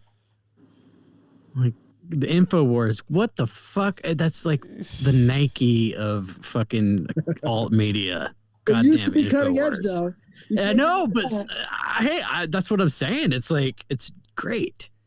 It's too bad one of us didn't claim it. I'm telling you, dude. There's something about power. It does something to people. Oh, here's something I wanted to bring up about the eye stuff. What if everything looks like the eye to you? Because it's not just absorbing the conscious energy from the universe, it's reflecting it too. Oh yeah, no. Well, your eye does reflect. The eye and People don't. I don't think a lot of people know that either. It does push out actually energy. Yeah, the camera to me is like us trying to recreate the eye. Even put it this way. If you, this is just from my experiences, and I think if people are somewhat into meditation and you can feel your chakras, if you were to meditate and kind of like, if you can like feel your chakras and actually feel your third eye one, if you were to start to push that actually towards your eyes, you will see some real fucking top-notch fucking sci-fi fucking effects that you'll be like, I've seen that in fucking movies maybe. You know, that looks like a tornado and lightning. It's fucking really weird. You'll start to see shit in your mind's eye. If you start to actually feel like, if you're trying to push on a chakra, if you're doing it to your eyeballs, you will start to see shit appear in your fucking eyeballs, man. I'm telling you. It's fucking weird. Yeah, and once you get into that zone, you're dowsing without rods. You're seeing energy that's there, but other people think of it like it's fucking not. But it's there, and the flow is moving all around us and through the animals around us and the people around us, and all the rest of that shit is having an effect. This is why spiritual self-defense is so fucking vital. And nobody even knows where to start on that. They'll say, oh yeah, you do this ritual and then it'll protect you. It's like, no, you have to know what you're doing. And you can't know what you're doing without knowing what you're seeing, knowing the energy around you. And it's been so destroyed by all these neo-pagans who are just repeating from a book. Neo-pagans, I like that. I've not heard that one, but there's a neo everything. Go to a New Age bookstore. You'll find them. Ugh. I've got like 10 within a fucking rock's throw from my house, so maybe I'll check that out. Have fun. Like, they've got crystals in there. They've got incense in there. It's great for getting focused. It's great for getting calm. It's great for getting, a book about, some lesbians doing some stuff to each other under the full moon. Full moon scissoring is the best time to scissor. Timbers, Alice. What was I saying about sex and culture? What was I saying about that? God, we got thrown off, sorry. I don't know. Well, it's getting, if you want, you can wrap it up with whatever you want to end it with, if you don't mind. We're already at like an hour and 42 minutes. Check out the Omphalos. Oh, here's another one. Yeah, I'm not like cutting you off now. If you got another 10 or 15 minutes, I'm just saying. Oh, okay, yeah. Okay, you've heard of the state Minnesota, right? Minnesota comes from the word Minigota. And Minigota literally means navel of the world. So the Mormons were right. How far were they separated from the Greeks? Why are they all using the same concept?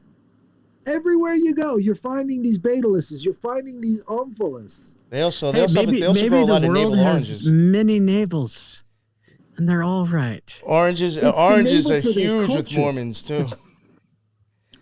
This is how you achieve a hive mind. You have to have all of the sky flowing into one source, all of the blood flowing into that one source, connecting you from the sky to the earth, and it's all around you. It could be anywhere you want it to be. They say navel of the earth, but that's sort of like a misnomer. They're talking about the center of everything, because the navel is the center of the body. But it's not about that. It's about the center of all of your people.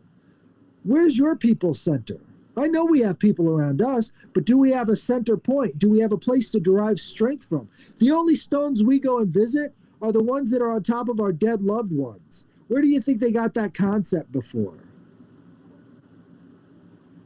You know, maybe we should have a family stone instead of just a headstone. Maybe that's a living stone instead of the dead stone.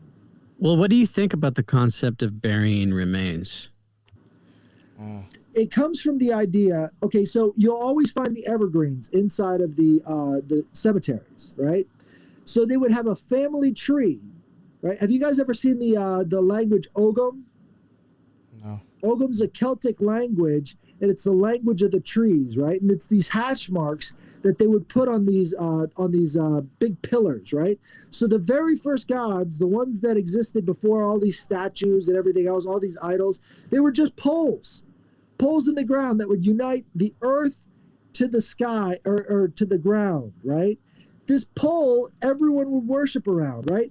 Because this is part of your family tree. You would be buried under your family tree. This is where we get these concepts from. So as the tree keeps growing with the family, as it grows too, we were all connected to these trees, right? And if you go back to the Proto-Indo-European languages, they're always talking about being connected to these trees. This is why, you know, they've got the laurel wreath on their heads. This is why oak is the royal oak, right? These trees are a reflection of us. Have you ever heard the song by what's it called? Oh shit, Kids. The song is called Kids. I know you've heard it before. It's MGMT. Oh Yeah, yes. Everybody be on it. Yeah. They say I know that song. A family of trees wanted to be haunted. Oh yeah, I always talking wondered what about the us. fuck that line meant, because it's like, That's it. We come from the trees. We come So, out of the forest. how the fuck do those guys know about that shit? I The think, MGMT boys. I mean, even look at like Twin Peaks. David Lynch constantly got Yep. trees, constantly Yes, got the 'cause woods. And also, I want to point out the fucking Back to the Future movie, the Twin Pines Hotel, and they have that 9/11 predictive programming in that scene. It's like Twin Pines, Well, Twin Peaks. be I fair, think Back though- to the Future is all about magic anyway. To be fair, though, at that Twin Pines scene, he ran over one of the pine trees when he was back in the past in the DeLorean. Yep. So it went from Twin Pines to Single Pine because he ran one of them over. Well, that means that after those twin towers collapsed, they put up one tower in memoriam, One right? tower. Absolutely. I think we should wrap it up there. I mean, this Okay. is a great episode. Hell yeah. Thank Michael you. J. Thank you Fox so gets much. his appearance on fucking Occult Rejects or In My Patriot, whatever Yeah, fucking sorry. show this is. Yeah. We got to get that middle layer. And what's in the middle layer? That's your belly button. Navel. That's your belly button. That's your middle layer of energy. We've got to connect with it. I think It that's can't just be the big and the small. It has to be everywhere. I think like your stomach, your heart, and your brain, you have to sync up. Certain, yeah. I agree. That's what we should be meditating on. That's what takes us back to ourselves. Because if you're not there, you're up in your head. And your head's full of ideas that somebody else fucking put there. You know? Somebody else's words. All those words are coming from the beehive of the Omphalos in our society, and we don't even know where that is. You know? Is it, what's that place up in New England where they landed Plymouth Rock? Is Plymouth Rock our Omphalos? God, I hope not. Might be. I don't know. Could be. I've never been there. Hey, if you check it out, let me know how it is. I'll take Yeah. a trek if you think it's interesting. All right. Well, thank All you. these rocks keep popping up. Keep an eye on them. Yes. Thank you both very much for jumping on tonight. That was a very, very good chat. Like I said before, I always enjoy having you on and having Colby co-host. It's always a very interesting and just goes all over the place, but a really good talk. You know, keeps me thinking. Yeah, this is the fearsome threesome right here. Yeah. The shit is. It's very interesting and fun. I mean, I try to like throw shit at him to get him, and he fucking just comes back with fire every time. I appreciate I'm it. a juggler, man. I'm a juggler. Juggalo. Juggalo, yeah. Yeah. Cloud sec. There you go.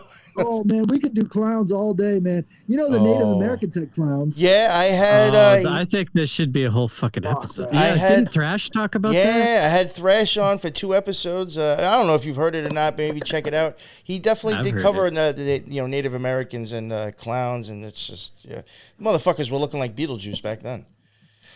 You know, Yeah, and they were like midwives. They were. Well, when you midwives go to for conscious Hawaii energy. and watch their fucking like warrior dance, it's fucking all Haka. clown shit. Yeah. But you see, they're making the motions of trial and error where they felt the energy move through them, right? So using that same concept in your own life is going to allow you to hone the ability to master that type of thing. And here's the thing, synchronicities are sticky conscious energy, right? All of this stuff is working in harmonics, but it's sticking to other forces. And when you've got that stickiness happening to you, it's leading you somewhere. It's showing you something. You're going from the unknown to the known. That's what synchronicities represent, is that movement from the unknown to the known. And you're like, what does this mean? It doesn't matter what it means. It means you're on a path. It's taking you forward. That's that conscious energy. Follow it. You know, I made the mistake when I was a kid of having like premonitions and then saying, well, what if I do something different? Because right now it's happening. What if I do something different? It was taking me someplace. It wasn't malicious. But you just called it a mistake, though. Yeah, that's what I did. And that was a mistake. Okay. Well, also, what you're talking about right now, it reminds me of the OA episode that you guys did together, because there's those fucking dance moves that they do. yes, Like in the face of danger. I've even It's moving on the outside and the inside. Remember that. You'll feel it in both places. Like I've been having crazy freaking pressure on my third eye today. I'm like, that means it's going to be a great episode. I feel that. I feel like try this to is move one it of the down. I better should've ones done we've that. done. Nice. Good for you, man. All right. We'll wrap it up now. Headless, I'll let you plug yourself first. Let everybody know where you can be found, where you have your own show and stuff, and your social media. All right. I've got the Headless Giant podcast. It's on Spotify. I just did an episode today with a woman from Germany. We're talking about Daedalus. Daedalus. He was the one who constructed the labyrinth. His son was Icarus, right? So talked a little bit about the Omphalos too. I've just been on that Omphalos kick because I think a lot of people have no idea. Is that out? Like I could listen to it right It's after we out. get You off can here? listen to it Sweet. right now. I'm gonna go wash dishes and put your shit on. Awesome, man. Awesome. Very nice. Thank you. So check that out. Also, I'm doing Twitter Spaces with Corrine Atlas. I think you might have heard I did an episode with her about Sicily. Sicily okay. and the big volcano that was happening over there. That was an interesting time, dude. And now we're seeing all the smoke. You know, it's normally associated. It blots out the sky, and now we're seeing the smoke. That's a strange sort of coincidence right there. So check out that episode. We talk a lot about Hephaestus, god of blacksmithing. And also, he's down there with Typhon, which is the snake god. Back to that snake energy. Mm-hmm. Yes. So check it out. Thank you for having me. Of course, and I got all your links down in the bottom now, and they will be out when it drops on podcast. If you're listening on audio, his links are in the bottom as well with the show notes. And last but not least, Colby, thank you very much for jumping on tonight with me. Let everybody know where they could find your amazing show as well. Well, I just want to start out by saying Hephaestus sounds like the next hot STD that's going to hit us. And Hephaestus. what a great name. I'm here for it. You can find me on conspiracyplaytime.com. That'll take you to the video format for my main show and anywhere audio. Disinfobation with the lovely @UTruthCast Dusty over on Twitter. Every week we drop some shit where we just try to troll the world and make as many fucked up comments as we can. And, you know, neither one of us usually win. We end up just, with this negative energy, this black goo. But you know what? I am a court jester at heart. So you can find that one anywhere other than YouTube and Apple. They're too good for us. So Thank you very much. And yes, all your links are in the bottom as well. Thank you both very much for coming on. I know I said that before, but thank you again. And everybody in the chat, thank you. That's what's up. We had a lot of people talking. Currency Riddler, thank you very much for some of the stuff that you're dropping. That is what's up, man, for sure. And Mindhack, thank you very much. Lisa was in there today dropping stuff as well. That's why I go live, so you could, all join in and drop some of your knowledge of the topic yourself. And I just want to say hi to my mom. There you go. She's watching. She's our biggest fan, Nick. I mean, Yes, you never met her, awesome. but I feel like you kind of have. Hey. Thank you for watching. I appreciate it. Headless, she also texted me and she said he would be a great teacher. So if you nice. ever want, Thank you. yeah. Nice. That's what's up. Nice. All right. So yeah, that is the end of another NY Patriot episode. And until the next one, everybody be well. Later.